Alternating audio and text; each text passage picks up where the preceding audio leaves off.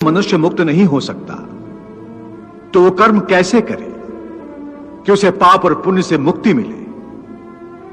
हे पार्थ, इसका तरीका यह है कि मनुष्य फल की इच्छा त्याग कर कर्म को अपना धर्म समझकर करे। फल उसे अवश्य मिलेगा, परंतु इस फल का वो विधान की इच्छा समझकर स्वीकार करे। ज्ञानी पुरुष इसी योग को अपनाकर कर्म योगी बन जाते हैं।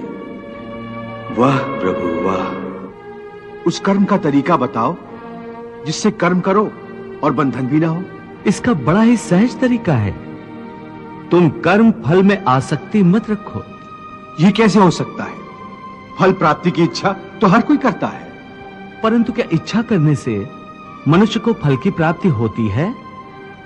नहीं अर्जुन, क्योंकि फल तो प्रारब्ध के हाथ में है, और जो भी मनुष्य फल प्राप्ति की इच्छा करता है उसका मन फल के बारे में सोचकर अपने कर्म और कर्तव्य से विचलित हो जाता है और उसे वो फल प्राप्त नहीं होता जिसकी उसने इच्छा की थी।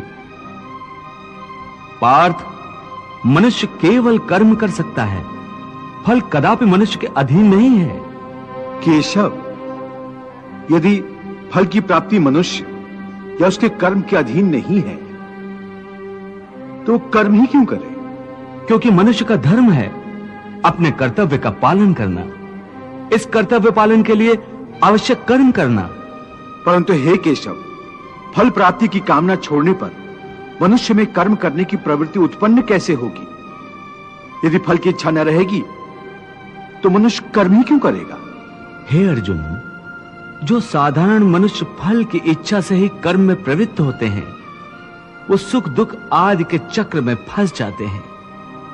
उनकी मन शांति नष्ट हो जाती है। हर पल हर समय फल प्राप्ति के विचार से उनकी निद्रा उड़ जाती है।